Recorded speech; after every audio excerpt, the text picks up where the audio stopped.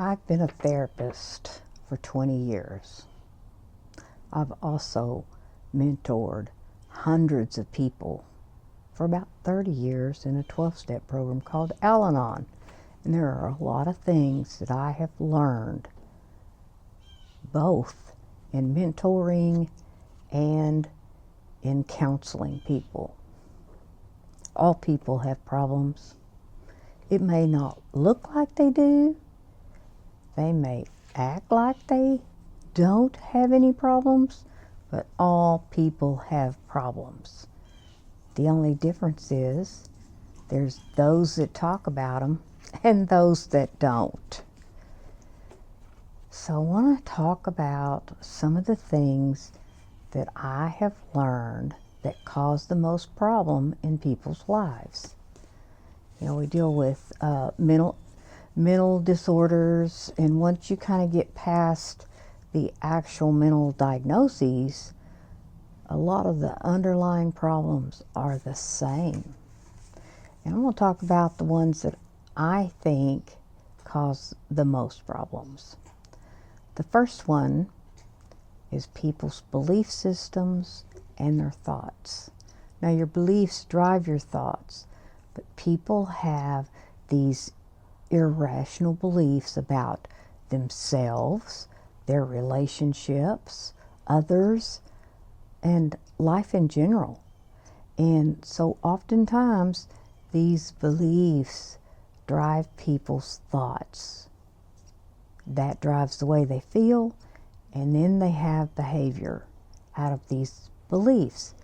And if you can address the belief system, sometimes it takes a little work to get down to what they really believe, but if they're irrational, they cause problems in their lives with their thinking, emotional regulation, and often unhealthy behaviors.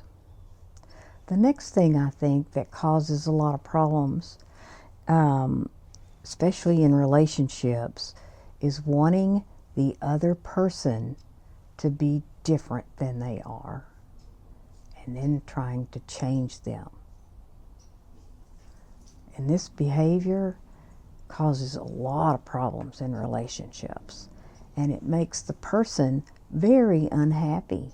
You are very unhappy if you want someone else to be different than they really are. You cannot change another person. Which brings me to the next thing I think that causes a lot of the problems, and that's trying to control things you have no control over. You cannot control another person's feelings, thoughts, behaviors. There's a lot of situations and a lot of things that are out of our control. And when you try to control those things, then it causes problems with coworkers, with your interpersonal relationships, and resolutely with yourself, because there's so many things that we can't control. I was told to stand in a hula hoop, and everything that was in the hula hoop was my business and I could control, and everything outside of the hula hoop was none of my business and I couldn't control. And that was hard for me to believe, because I believed I could do something about them. If they would act right, I would be happy. You know, it was all their fault and I blamed them, but yet secretly I thought somehow it was my fault. And that really does cause a lot of problems for people. The biggie, this is the two whammy, I think, is fear and resentments. Fear, perceived or real, is stifling, keeps you stuck, keeps you repeating the same patterns. And then resentments hardens your heart, covers up who you really are. You know, I hear a lot of people say, I need to go out and find myself. Well, what you're looking for isn't out there. You know, let's all load up in a Volkswagen bus and let's go find ourselves. You know, that's what they did in the 60s. When really, what you're looking for is inside of you, and it is there. It's just covered up. Covered up with these things I've talked about.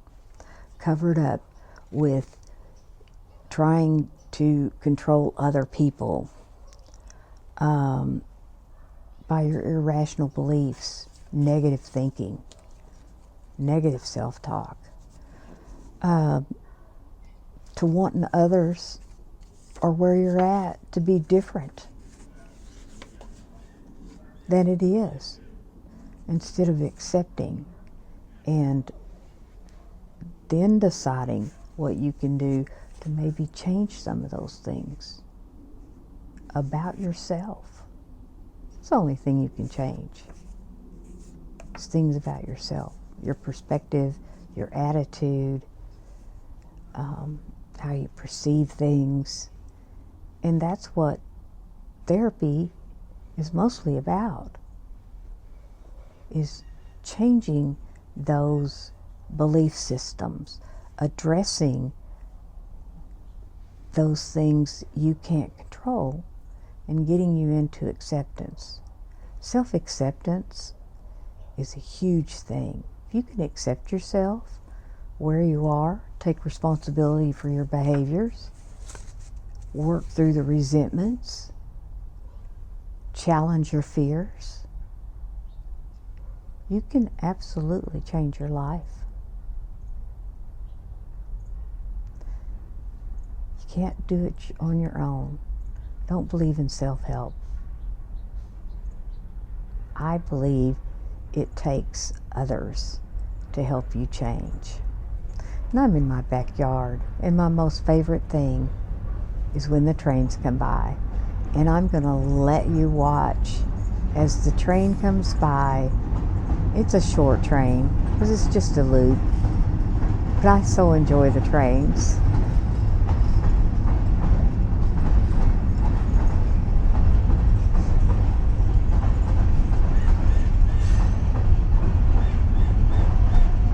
Maybe they'll blow their horn.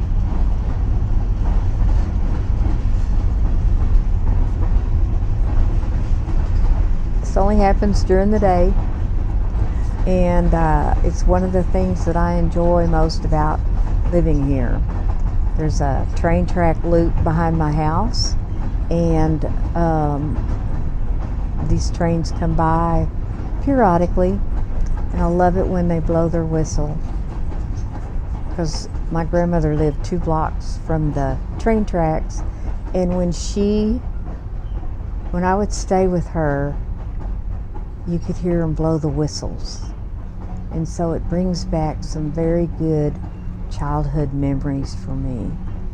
And trains carry stories, lots of stories. Oh, is it going to stop? They rarely stop.